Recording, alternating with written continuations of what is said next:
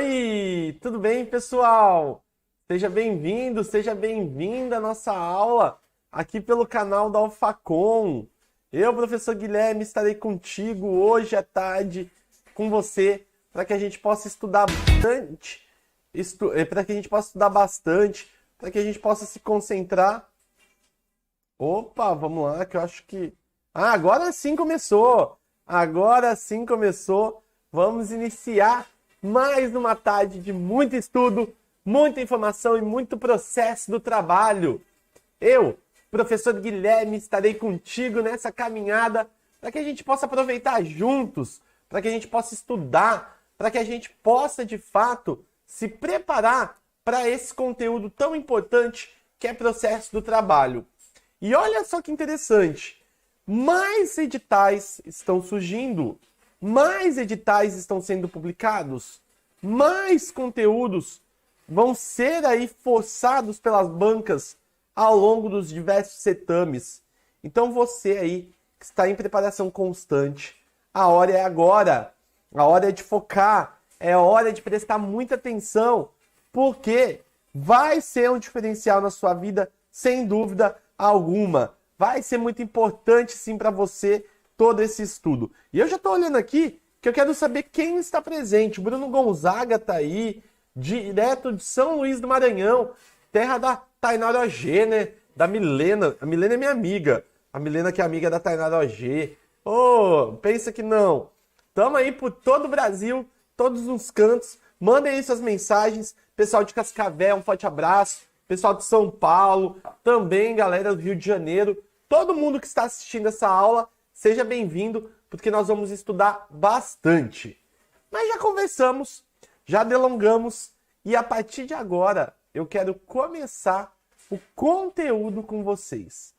Nós vamos falar, a partir de agora, desse assunto.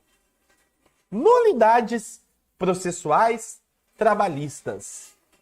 Seja bem-vindo à nossa aula de nulidades processuais trabalhistas. Eu, professor Guilherme De Luca, estarei contigo nessa caminhada rumo à sua aprovação, rumo a gabaritar em trabalho, processo do trabalho. E aqui na nossa aula de processo do trabalho, nós falaremos de nulidades processuais. Ora, nulidades processuais é um tema de extrema relevância e que eu tenho certeza que você vai tirar de letra. E para a gente começar, eu faço uma pergunta para você. Afinal, o que é uma nulidade? Nulidade, nada mais, nada menos que pode ser considerado como um instituto jurídico que representa basicamente a ideia de privação dos efeitos jurídicos de um ato processual. Nós privamos os efeitos de um ato processual que foi praticado em razão de uma condição. Condição essa que nós faremos a determinação, que nós faremos as especificações. De qualquer forma, é um instituto jurídico, portanto, é um instituto de direito que representa a privação dos efeitos jurídicos de um ato processual em questão, de um ato processual que está sendo apontado com toda a ênfase, com toda a força que o direito muitas vezes impõe. Agora, já que nós faremos o estudo da nulidade, é importante nós entendermos o que são os atos jurídicos. Esse estudo dos atos jurídicos, já que nós falaremos dos efeitos dos atos jurídicos posteriormente, nós temos que considerar que a doutrina o classifica em 3 planos. Vou te dar um exemplo aí, Pontes de Miranda, um célebre autor processualista. Pontes de Miranda, ele dizia acerca da existência de 3 planos. Ele falava do plano de existência, ele falava para nós da existência do plano de validade e do plano de eficácia também. Existência é o primeiro deles, validade e eficácia. Agora, você que está aí estudando com a gente pelo Alfacom, é importante se atentar ao seguinte elemento. O que seria um plano de existência? Como podemos definir ou conceituar este elemento? Falar de plano de existência é como supor nessa modalidade onde o objeto ele vai se verificar dentro da própria análise do ato.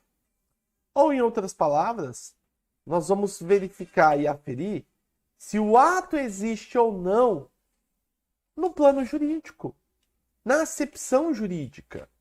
Olha na tela.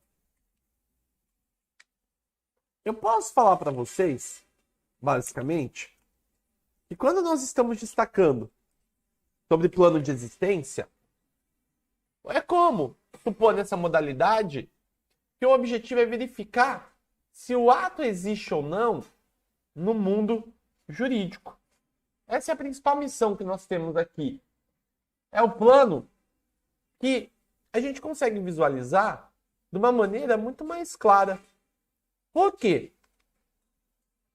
Muitas vezes, o vício processual ele é tão grave que o ato jurídico sequer existe no direito. Quer um exemplo? Uma sentença que foi proferida por quem não é juiz. Quem profere sentença judicial é o juiz. Então, um delegado proferiu. Ele pode fazer isso? Não. Ele não pode fazer isso. Outra coisa que eu quero falar para vocês. Nós podemos destacar que ainda no tocante a esse conteúdo, nós temos que visualizar que essa ideia se faz presente lá no Código de Processo Civil, o CPC.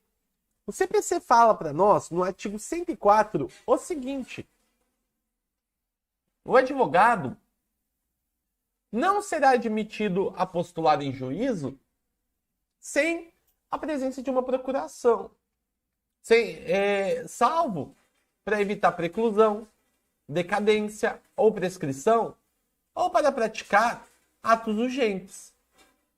E aí, se ele fizer isso, ele tem 15 dias para juntar uma procuração de verdade. Se ele não fizer, o que vai acontecer? O ato vai ser considerado ineficaz. Essa seria a associação que nós podemos fazer com base no artigo 104. No caso do advogado que pratica um ato sem procuração, o ato é nulo. Isso seja uma nulidade. Então, basicamente, como eu mencionei para vocês, nós podemos falar que a nulidade aqui subentende que o ato não existe ou o ato não produz os seus efeitos no mundo jurídico, em razão da situação elencada. Sentença prolatada por alguém que não é juiz. É um exemplo clássico que nós podemos mencionar aqui na nossa tela.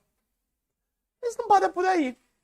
Porque o próximo plano que nós iremos analisar diz respeito ao plano de validade. Agora, para falar do plano de validade, se a gente for analisar esse estudo como um todo, nós vamos verificar que o ato ele é ou não considerado válido no ordenamento jurídico vigente. Nós vamos estudar as teorias das invalidades, segundo a ideia do plano de validade. Por isso que ele utiliza esse nome. Por isso que ele tem esse significado. Nós podemos considerar também, pessoal, o plano de eficácia. Sobre o plano de eficácia que nós apontamos também, ele representa o estudo da produção dos efeitos de um ato jurídico. Um ato jurídico que a gente sobrepõe, que a gente aponta.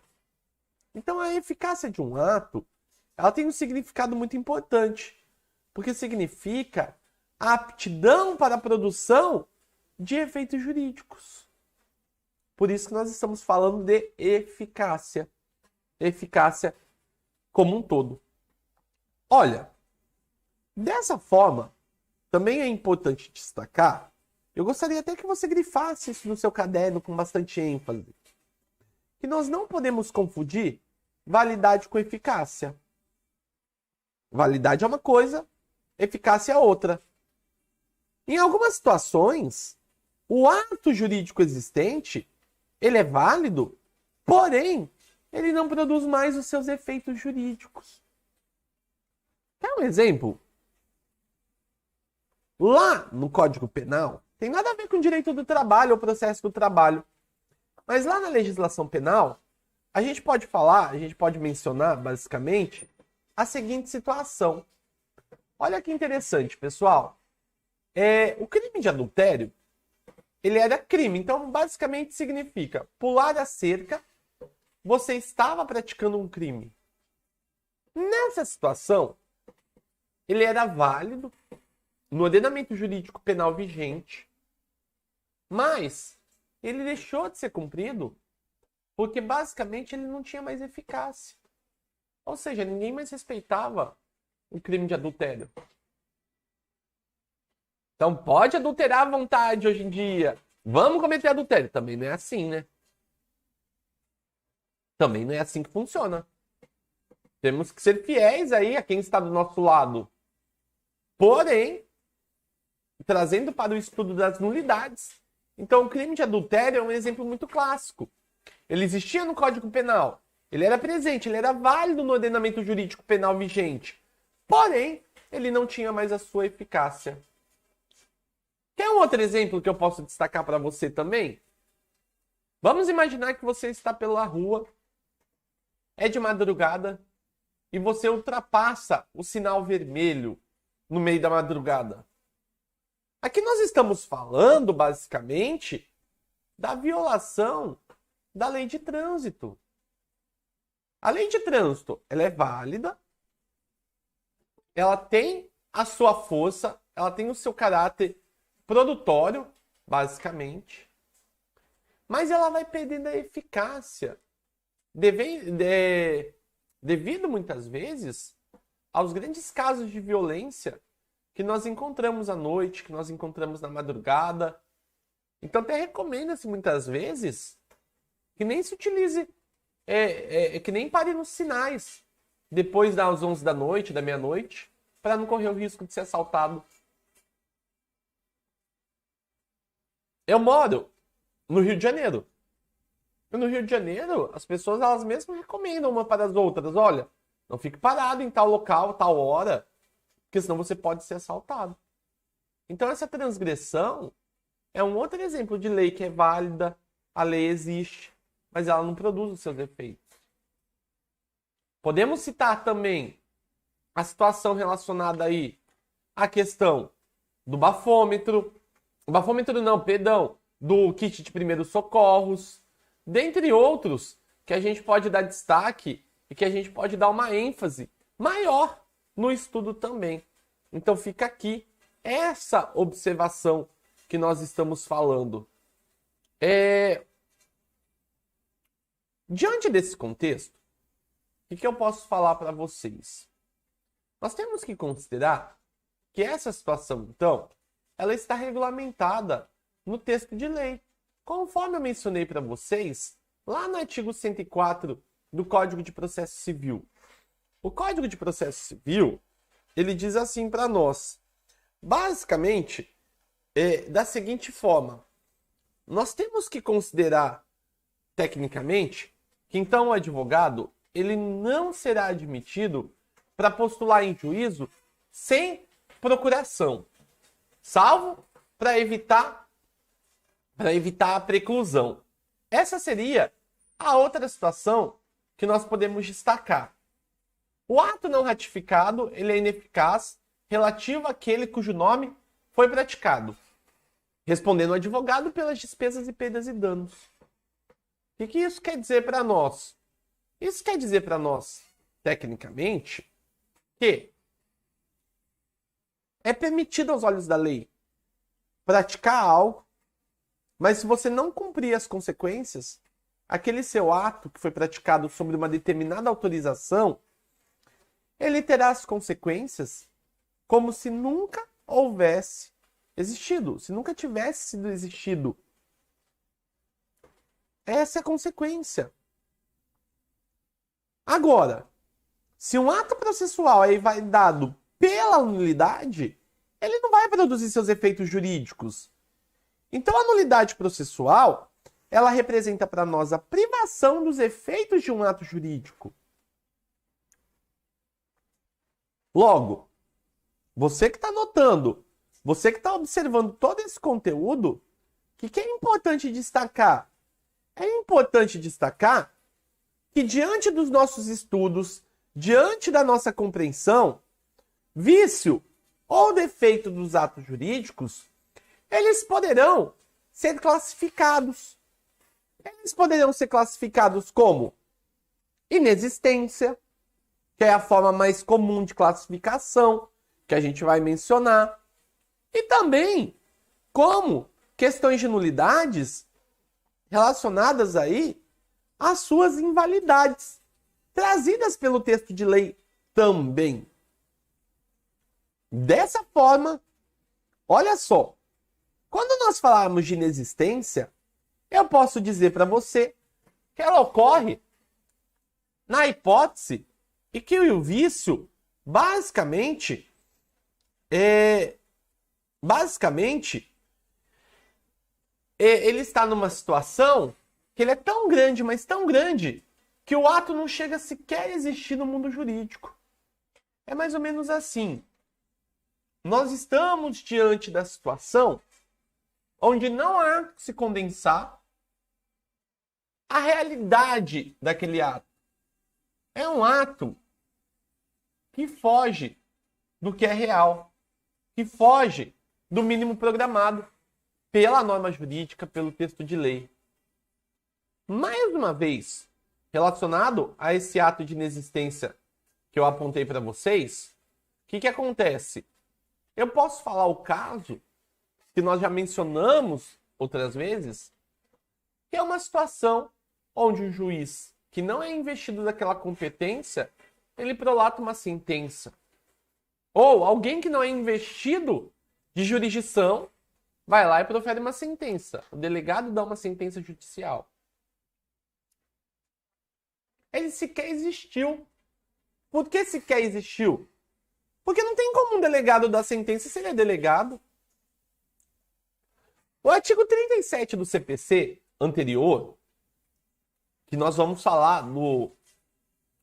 só fazer um comentário, ele falava da regra da atuação do advogado sem procuração nos autos.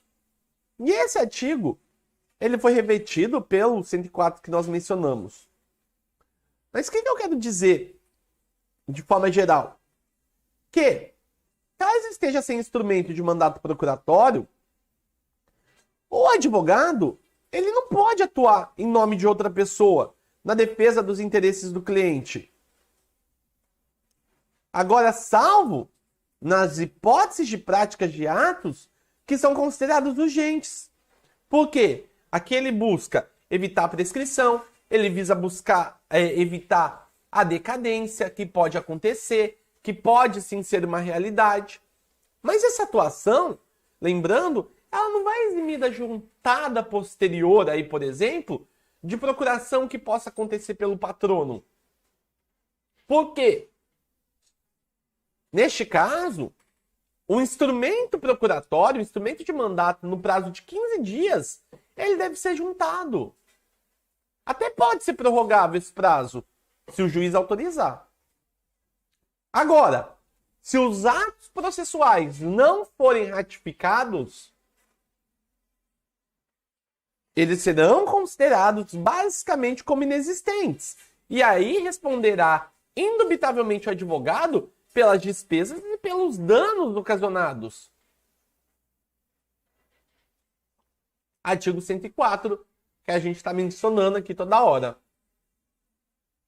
Olha, o advogado, ele não será admitido a postular em juízo sem procuração. Procuração é um documento básico para ele estar em juízo. Exceto para evitar preclusão, decadência, prescrição. Ou praticar um ato que ele considere como um ato urgente. Isso acontece. O advogado, ele deve, independente de caução, ele deve exibir a procuração sempre no prazo de 15 dias, é papel dele. Lembrando que essa prorrogação ela pode acontecer se o juiz despachar. O juiz tem que despachar. Atos não ratificados são atos ineficazes. Atos não ratificados são atos ineficazes. Relativamente aí, em cujo nome, por exemplo, ele acabou sendo praticado. Aí, quem responderá pelas despesas, quem responderá pelas perdas e danos, será ele, já que ele deu essa causa. Isso é muito importante para a gente estudar o plano de estudo da inexistência, aliás, dos seus impactos no estudo da eficácia. Por derradeiro, nós também tivemos alterações aí no plano de estudo da existência para a eficácia de uma forma muito consistente. Isso, então, é o primeiro caso que nós podemos classificar. Mas olha só, eu falei para vocês que nós poderíamos classificar a nulidade de acordo com o seu vício ou defeito.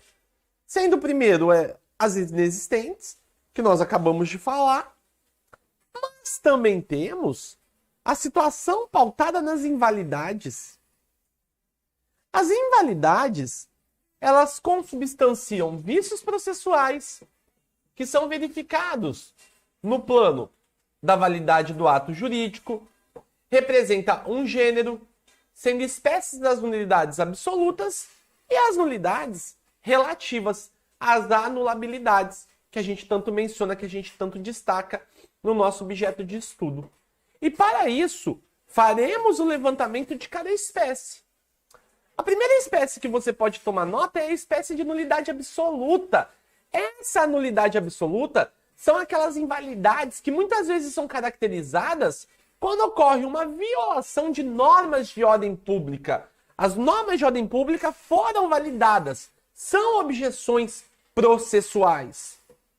Ou seja, quando a gente falar de matérias de ordem pública, por exemplo, e essas matérias elas devem ser conhecidas de ofício pelo magistrado, em qualquer tempo ou grau de jurisdição, se ele não reconhecer, isso gera uma nulidade absoluta.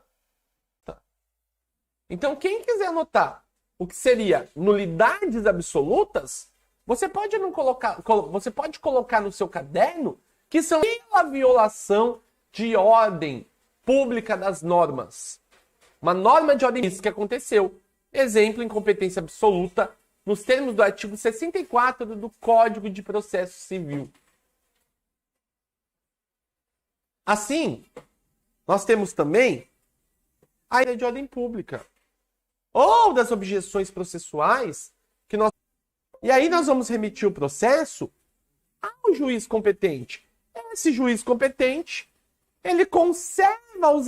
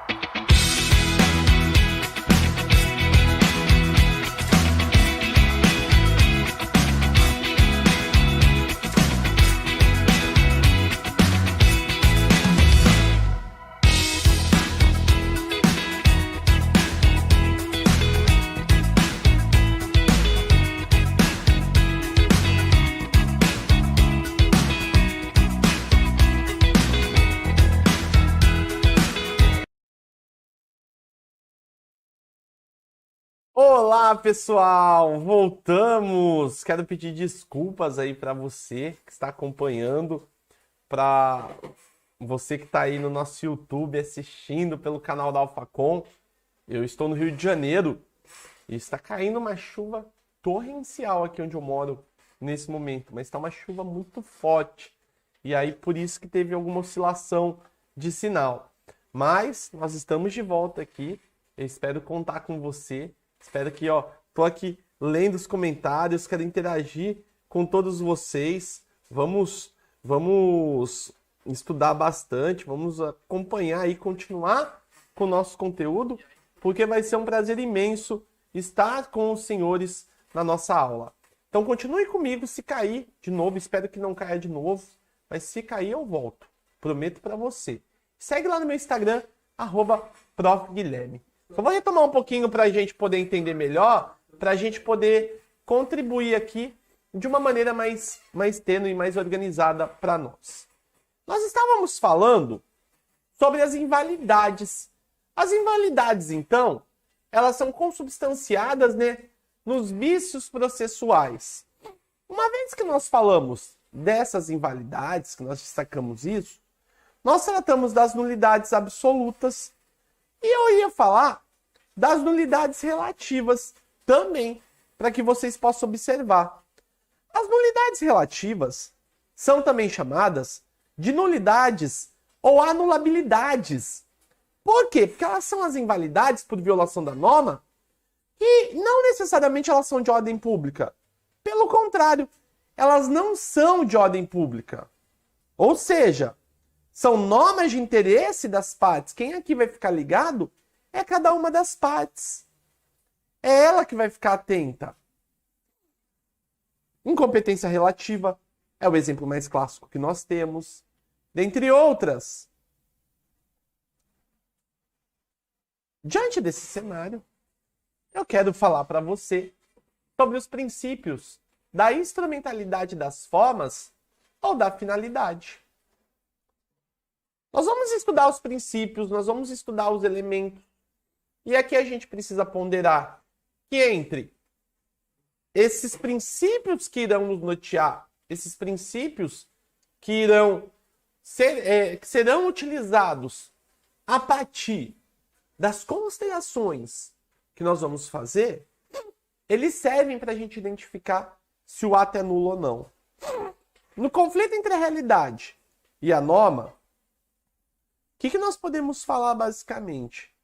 Nós temos que entender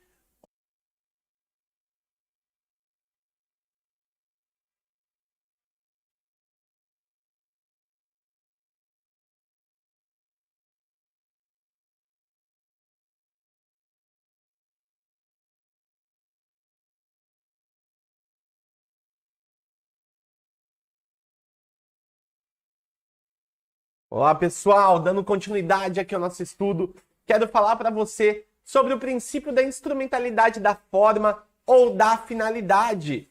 Vamos estudar esse princípio e entender um pouco mais sobre esse preceito. E olha só, entre o conflito da realidade do fato ou da forma que não corresponde a uma realidade, esse princípio da instrumentalidade da forma dispõe para nós de uma maneira muito clara que deverá prevalecer o que aconteceu ou o que acontece no mundo fático, no mundo real. Por isso o contrato de trabalho é conhecido como um contrato de realidade.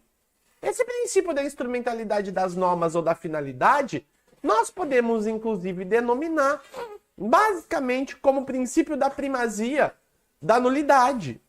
Alguns doutrinadores consideram assim, mas para efeito de prova você vai encontrar como o princípio da instrumentalidade das formas ou da finalidade, que a gente tanto aponta, que a gente tanto destaca.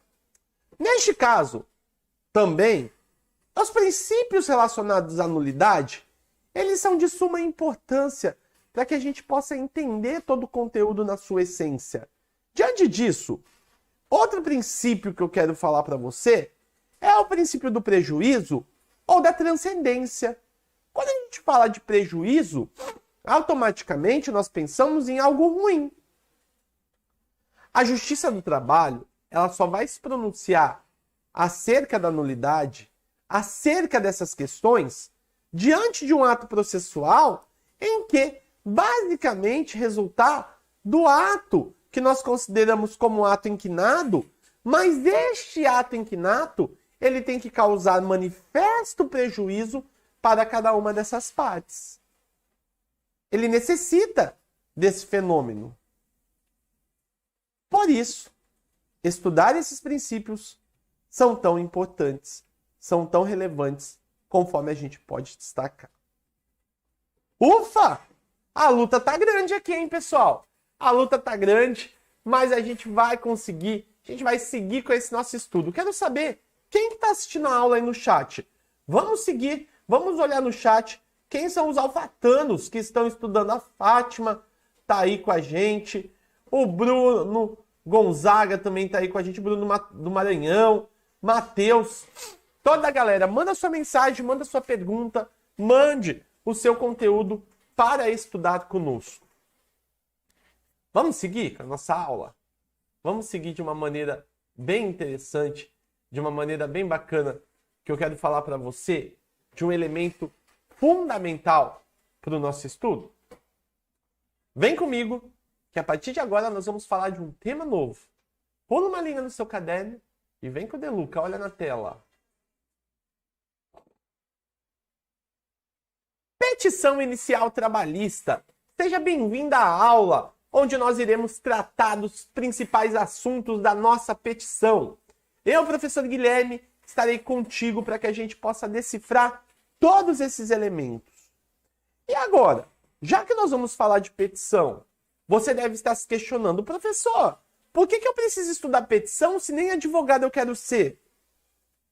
Ora, você vai estudar o necessário para fazer sua prova de concurso de TRT ou concurso trabalhista em geral. E ele quer saber não como faz numa peça.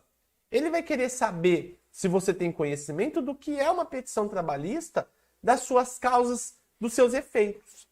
E a petição inicial trabalhista nada mais é que um ato processual que ele é praticado pelo autor para romper a inércia do Poder Judiciário. Então, nesse caso, ele pleiteia a tutela jurisdicional.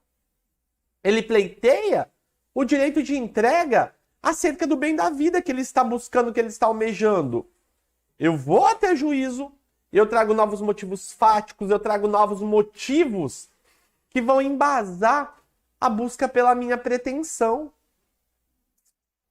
Neste caso, eu vou indicar em face de quem a atuação do Estado é pretendida. Contra quem que eu quero ajuizar essa ação? Então, resumindo, o que eu posso falar? Por meio da petição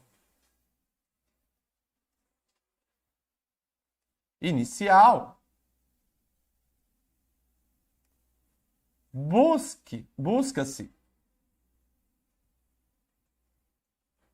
a tutela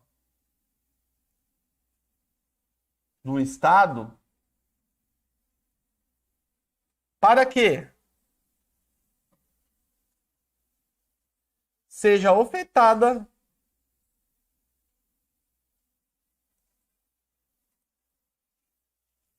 a prestação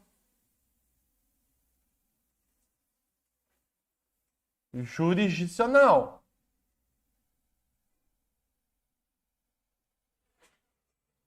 Meus alunos, em outras palavras, o que podemos destacar basicamente é o seguinte: nós temos que partir do pressuposto que todo aquele que vai até a figura do Poder Judiciário, ele está indo em prol da satisfação de uma pretensão.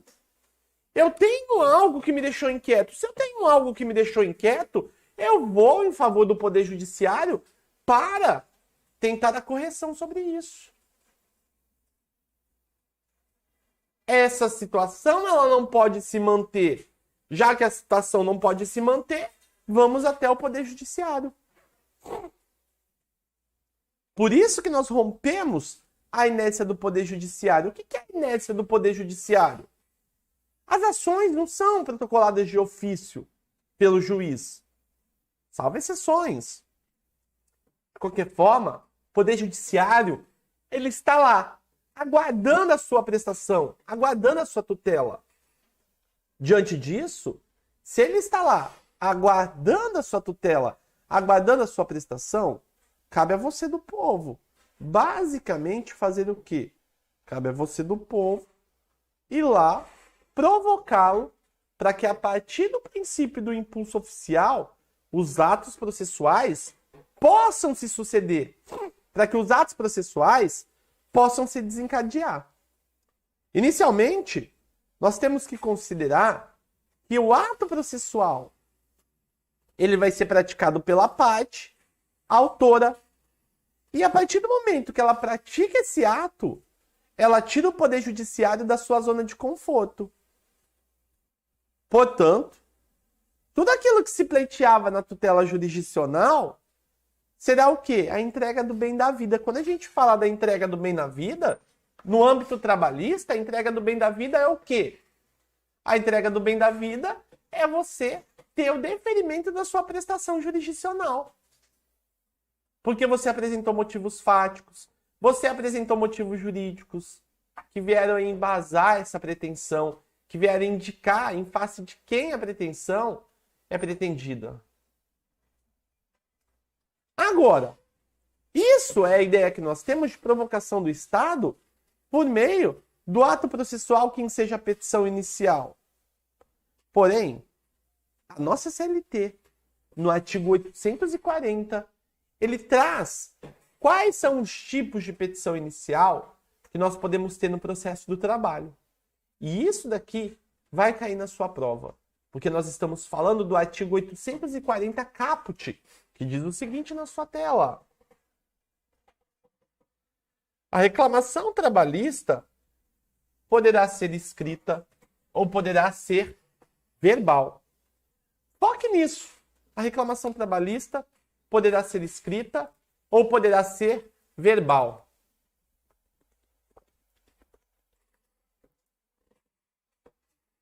Neste caso, nós temos que considerar o seguinte elemento. A reclamação trabalhista pode ser escrita ou verbal. Isso consubstancia para a gente o quê? Consubstancia que a forma mais tradicional de ajuizamento de ação é por meio da petição escrita. O advogado vai lá, protocola, tudo. Mas o processo do trabalho prevê a possibilidade dela ser verbal, falada. Mas esse falada significa que em determinado momento ela terá que ser reduzida a termo. O que é a sua redução a termo? Redução a termo é alguém vai ter que transcrever aquilo que foi falado. Porque no direito só tem validade aquilo que está no processo. Se for falado e não for colocado no processo, ele não tem validade alguma.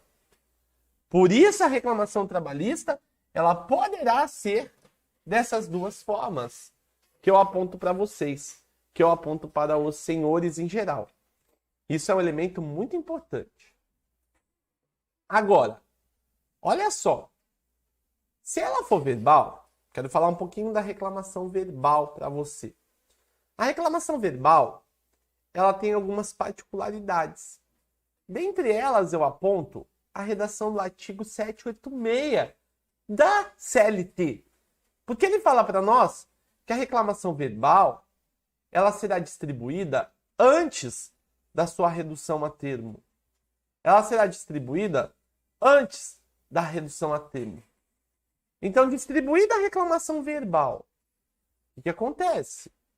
Se você distribuir a reclamação verbal, o reclamante, a não ser se tiver um motivo de força maior, que ele puder comprovar, tal, ele tem um prazo de 5 dias para ir em cartório. Para ir em cartório para que essa petição ela seja reduzida a termo. Ou seja, o servidor, o técnico analista, irão reduzir a termo essa petição para que ela passe a ter os seus efeitos jurídicos. Agora, tendo apresentado ao distribuidor essa reclamação verbal e a pessoa, o bonito, não apareceu no prazo de 5 dias, o que acontece com ele? A vara ou o juízo do trabalho poderá, obviamente, aí tomar por termo a sua omissão, a sua ausência. E esse tomar por tempo a sua omissão ou a sua ausência vai acarretar, basicamente, na perda do prazo com consequência de punição. A punição é qual? Perda de 6 meses do direito de reclamar perante a Justiça do Trabalho. Perder de reclamar perante a Justiça do Trabalho por 6 meses traz uma consequência muito relevante. Qual é? você vai perder tempo de ajuizamento da ação. Tempo que você vai poder questionar a matéria. Logo, vai ocasionar prejuízo financeiro. Essa previsão nós encontramos no artigo 731 da nossa CLT. O artigo 731, portanto, ele traz para nós uma das hipóteses de perempção trabalhista. A perempção trabalhista, que eu menciono para vocês, ela acontece em razão do quê? Em razão de nós estarmos diante de uma situação em que a justiça ela te impõe um certo rigor em razão de uma eventual omissão que possa ter acontecido, como foi o caso que eu mencionei para você que está aí estudando. A reclamação trabalhista que nós estamos destacando, ela é a verbal. Se na verbal não for reduzida a termo, perempção. A perempção ela subentende-se num período de 6 meses sem poder ajuizar uma nova ação. Sobre a nossa petição, olha de novo lá no 840. Se verbal, a reclamação será reduzida a termo em 2 vias datadas e assinadas pelo escrivão ou pela figura do secretário, observando os dispositivos legais. Além do mais, nós temos que entender que essa é a regra da petição verbal. Mas para a escrita, olha o que diz também a lei.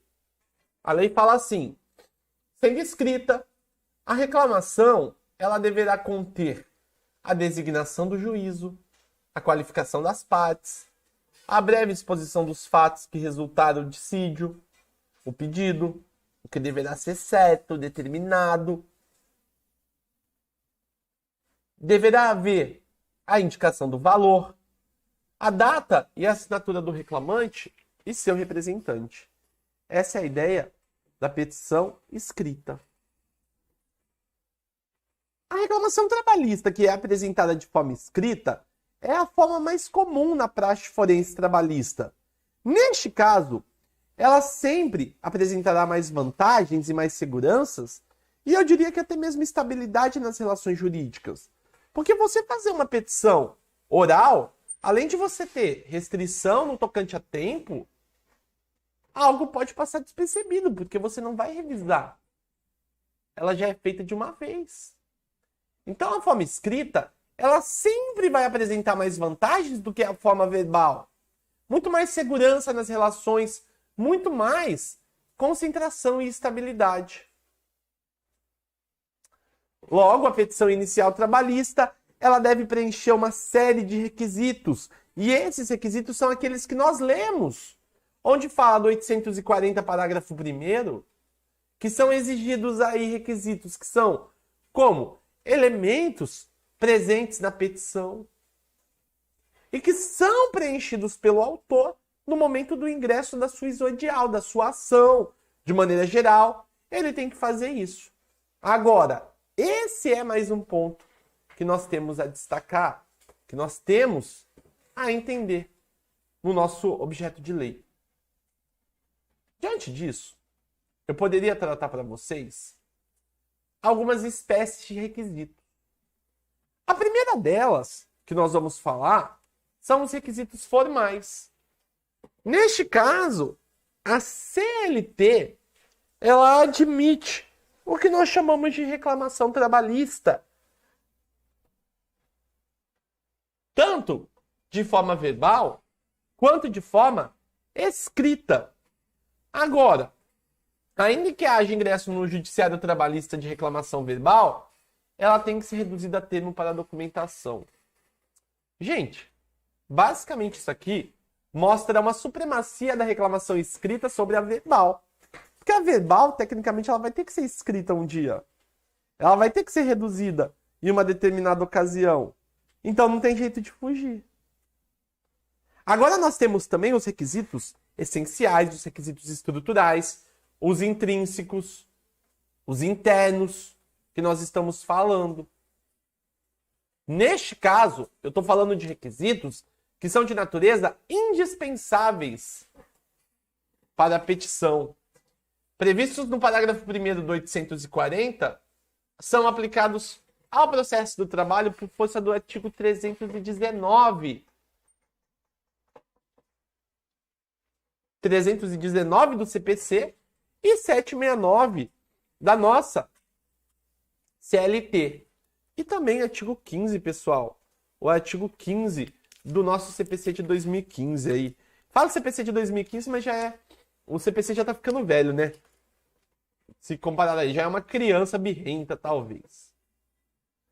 E ainda temos os requisitos externos ou extrínsecos. Quem são eles? São aqueles que não se relacionam com a petição inicial em si considerada, mas com a propositura da ação, com o desenvolvimento válido e regular do processo, com a formação do convencimento do magistrado, documentos, procurações, preparo, tudo isso deve ser anotado, tudo isso deve ser aferido no nosso objeto de interpretação e estudo. Isso é mais um elemento que a gente precisa observar aqui na nossa compreensão. Olha, a petição inicial trabalhista, nos termos do parágrafo 1º, traz um rol de requisitos que deverão ser cumpridos.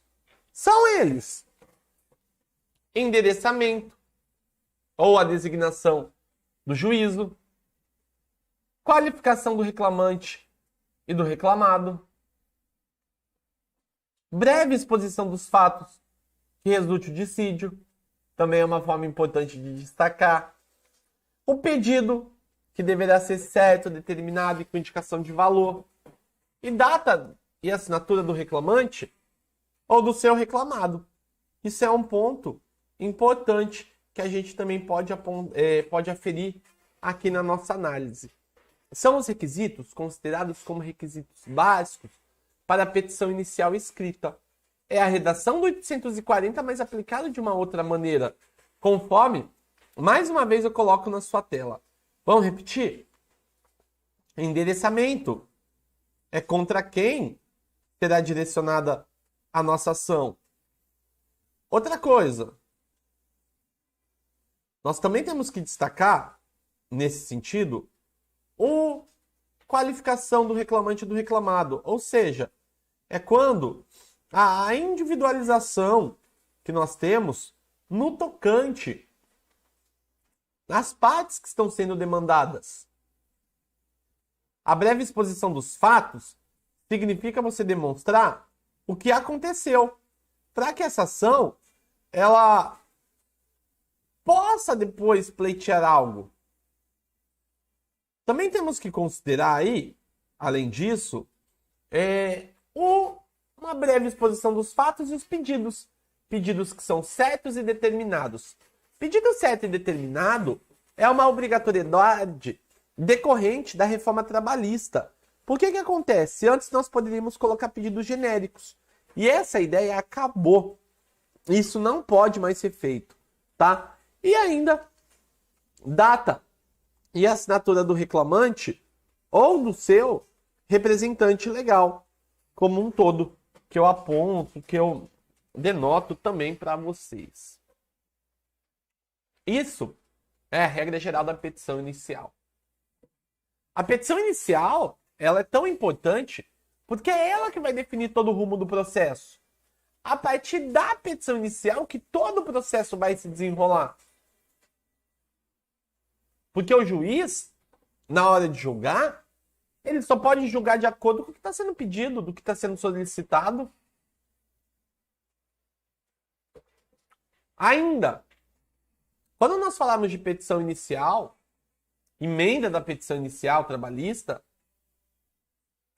é um fenômeno que acontece por vício na petição. Fizemos uma petição inicial e a petição inicial ela tem um erro, esse erro pode ser sanado. Então a emenda da petição inicial é o conceito da petição inicial. A gente corrige, a gente remenda algo. Portanto, ela sempre vai acontecer quando tiver algum vício. Quando nós estivermos diante de algum vício ou defeito processual na nossa exodial. É assim que vai acontecer. Logo, pessoal, somente é possível se a gente partir da premissa de que existem vícios processuais que podem ser corrigidos. Nesse caso, não é nulidade, mas são vícios processuais que, diante da sua situação, eles poderiam ser simplesmente ignorados. Temos também, nesse sentido, o que diz a lei? O juiz, ao verificar que a petição inicial não preenche os requisitos do artigo 319 e 320, ou que apresenta defeitos e irregularidades capazes de dificultar o julgamento do mérito, determinará que o autor, no prazo de 15 dias, a emende ou complete, indicando com precisão o que deve ser corrigido ou completado. E aí, se você não cumprir a diligência, o juiz indefere a sua petição. Olha que interessante, ele te dá uma chance ainda. Ele só indefere se você não cumprir. Você tem toda a oportunidade. Agora, se a petição inicial apresentar algum vício sanável, aí convém ao juiz lembrar, por exemplo, que ele tem que abrir um prazo de 15 dias para que o autor, então, emende a petição inicial antes que ela seja indeferida. Isso só acontece porque nós temos o princípio da forma ou o princípio da finalidade aplicado no processo do trabalho. Vício sanável, o juiz ele tem que abrir esse prazo para que ela seja solucionada, para que ela seja resolvida. Também temos a situação envolvendo o indeferimento da petição inicial. O indeferimento da petição inicial nada mais é que uma rejeição da exodial. Exodial, peça vestibular, petição inicial, reclamação trabalhista, todas elas são sinônimos. E isso acontece em decorrência de algum vício processual insanável, que não tem mais o que fazer. Agora, se a petição apresentar um vício insanável, o juiz tem que indeferi-la. Ele tem que indeferir nos termos do artigo 330 do Código de Processo Civil, que vai falar para nós. Temos também a possibilidade de aditamento da petição inicial trabalhista.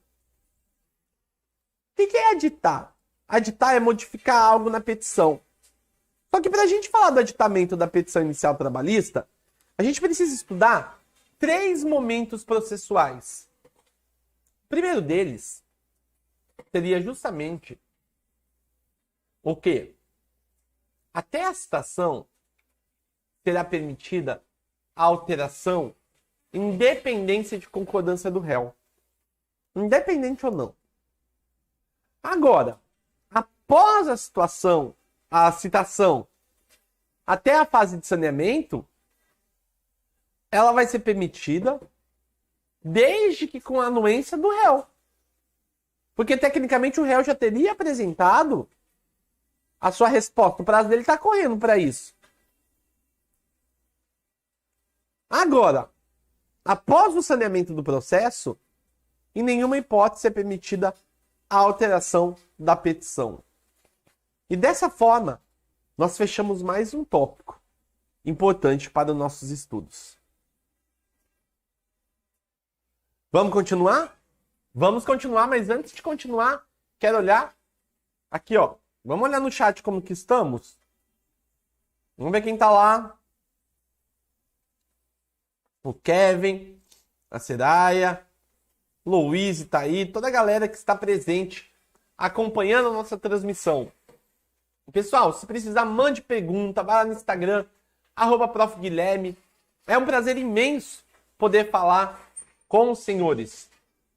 E a gente não para por aqui, porque temos mais conteúdos para estudarmos, para falarmos. Eu quero falar agora para vocês disso. Defesa, resposta do reclamado. Assunto tão importante para que a gente possa entender a partir de agora. Defesa ou resposta do reclamado. Olha só, antes de mais nada, nós não falamos que quando ajuiza-se uma reclamação trabalhista, a parte contrária ela terá um prazo para contestar. Não, ela terá um prazo para que ela possa apresentar a sua resposta, se assim entender. Então ela tem um prazo para exatamente apresentar suas respostas sobre a situação que está sendo destacada. Diante disso, o que eu posso falar para vocês? Se você olhar no artigo 5º da Constituição, inciso 54 e inciso 55, eles vão falar para nós que é devido o processo, ou seja, deve-se respeitar o devido processo legal e também o contraditório e a ampla defesa. Logo, isso consubstancia a existência de contestação nas peças que nós estamos mencionando e apontando. O processo do trabalho, por meio da CLT, ele cuida desse tema. Ele tem a defesa do reclamado, que pode acontecer de uma forma muito precária às vezes. Tanto isso que diz a lei, olha na tela.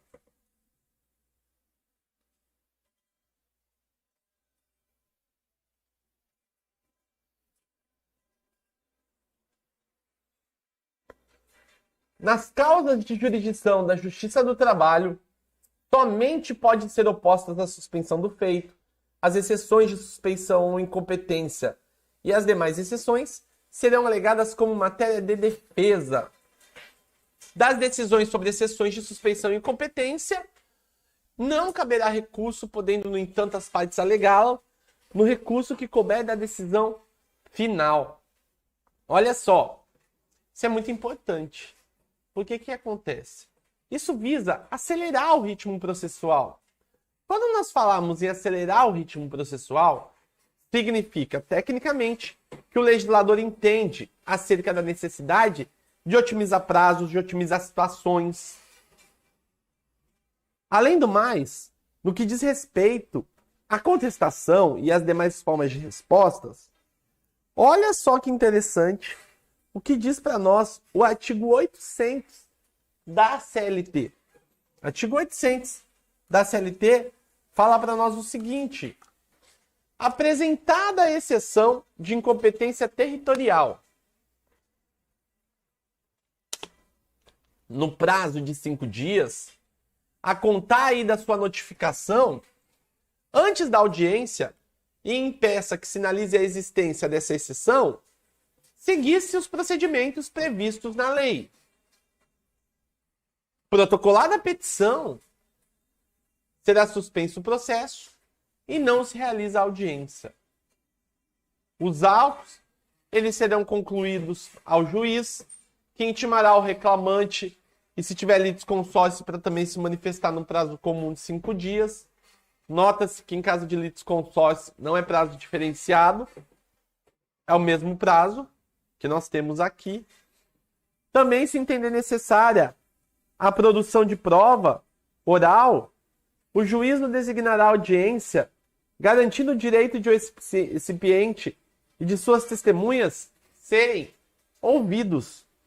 Por carta precatória, no juízo em que houver indicado como uma figura competente.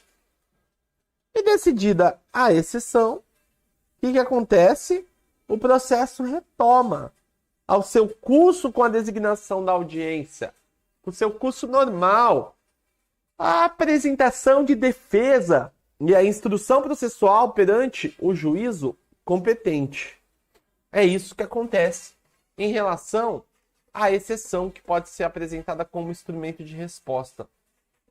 Agora, preste bem atenção. No processo do trabalho, se nós tivermos que falar de defesa do reclamado, essa defesa do reclamado, ela tem que ser feita dentro da sala de audiência. Ela tem que ser feita em audiência.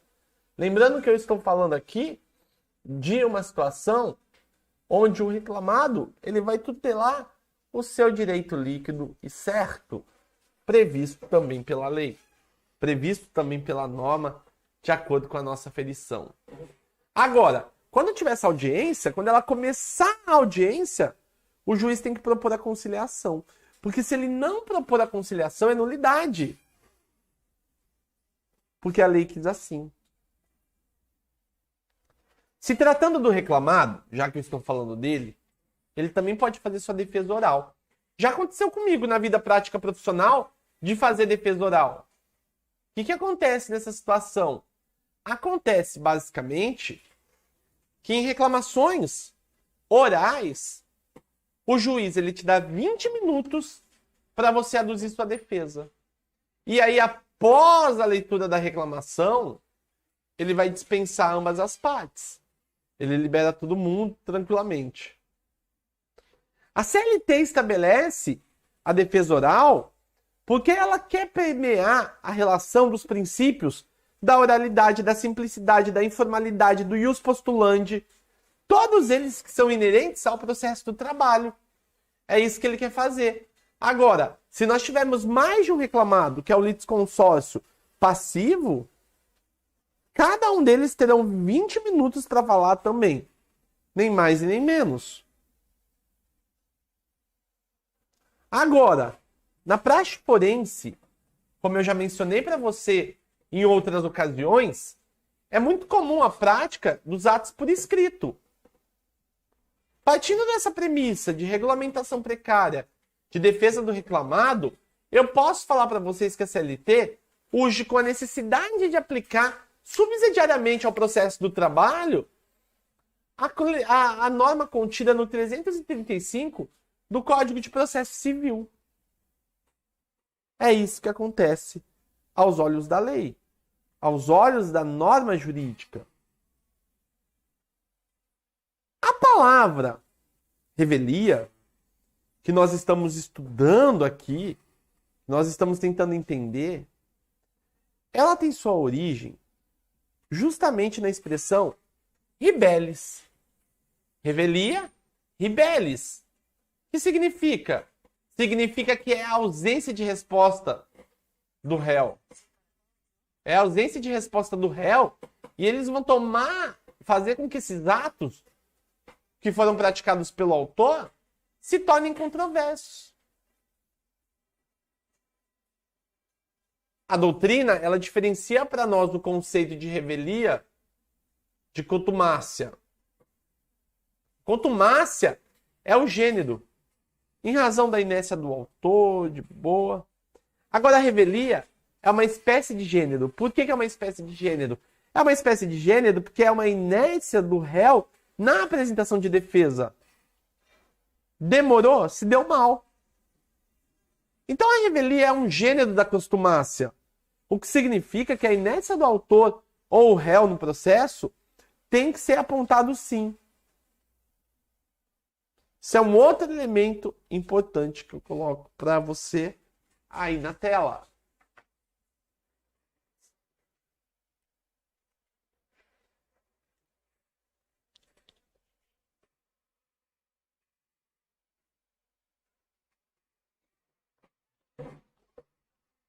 Bora lá então? Bora lá dar continuidade que a gente tem mais coisa para falar. Olha só, sem dúvida alguma a contestação é a principal e mais conhecida forma de defesa do réu. Por isso que muitas vezes a gente associa a reclamação trabalhista à contestação. Por isso que na reclamação trabalhista tem gente que erra e pede para citar a parte contrária para apresentar a sua contestação. Primeiro que está errado, é notificar. Segundo, que ela tem que ser feita o quê? Nos limites e nos ditames legais. Segundo os princípios fundamentais, contraditório, ampla defesa, nem a resposta do réu, ele vai ter mais a opção de impugnar a pretensão que ele está aduzindo. A pretensão que ele destaca como um todo pelo autor na inicial. Com toda a matéria de defesa que ele entende no caso concreto. No caso concreto a destacar. A contestação que nós estamos falando, ela tem os seus amparos nos artigos 335 a 342 do Código de Processo Civil. Eles são aplicados subsidiariamente ao processo do trabalho por força do artigo 769. E esse instituto, ele também está disciplinado pelo 343 do Código de Processo Civil. Lá, que também fala da aplicação subsidiária ao processo do trabalho devido à lacuna da CLT. Isso é um outro elemento importante que eu posso destacar. Temos também, pessoal, você que está aí estudando diretamente com a equipe do Alphacom, você precisa entender basicamente que o juiz, ele tem que levar à tona que são algumas situações, pode haver a necessidade de reconvenção. O que seria a necessidade de reconvenção? A necessidade de reconvenção é quando você recebe uma ação e por conta da ação principal da pessoa, você resolve mover algo contra essa pessoa que tenha correlação com a ação que foi ajuizada contra você e você pede algo contra ela. Eu brinco que é o famoso princípio da Inês Brasil, porque é assim, se me atacar, eu vou atacar. A reconvenção é isso. A reconvenção é, se te atacarem, você vai atacar. E para que a reconvenção exista, faz-se necessário entender alguns requisitos importantes. São eles. Em primeiro, o juiz tem que ser uma autoridade competente para o processamento e julgamento da reconvenção. O procedimento deve ser o mesmo para a ação originária e a reconvenção. Isso tem que ser o mesmo também. E no processo civil não é cabível reconvenção no procedimento sumário. Mas isso é uma exceção que para nós nem importa. Então, meus caros, para a gente voltar um pouco aqui ao nosso conteúdo, o que eu quero falar para vocês? Essa defesa do reclamado, ela está prevista lá no artigo 5º, inciso 54 e 55 da Constituição, que a gente já mencionou. A CLT aborda com um importante elemento de defesa. De acordo com o artigo 789, por exemplo,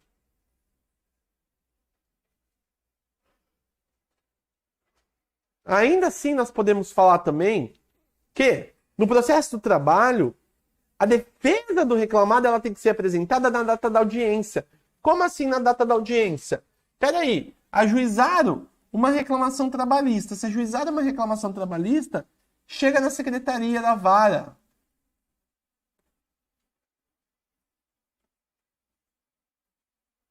Se chegou lá, pessoal, na secretaria da vara, logo estará em trânsito.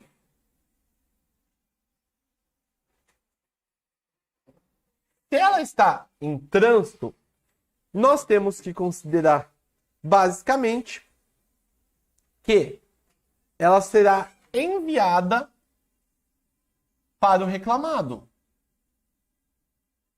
via postal,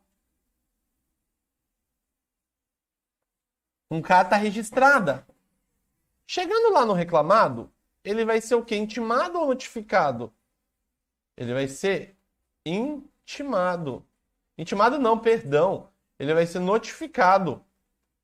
Feita a notificação, lá consta a data da audiência. Como lá consta a data da audiência, é nessa ocasião dessa audiência que será apresentada a defesa do reclamado. E ela só é apresentada após a tentativa de conciliação ou não. Porque se ficar demonstrado que não há possibilidade de acordo, vamos seguir com o processo. Recebendo a contestação. Mas se fez acordo, o juiz não precisa desse papel. Ah, mas é processo eletrônico, não precisa desse byte, então. Eu diria para vocês. Olha só. Como eu mencionei, quando o juiz abre a audiência, ele tem que propor na primeira vez a conciliação.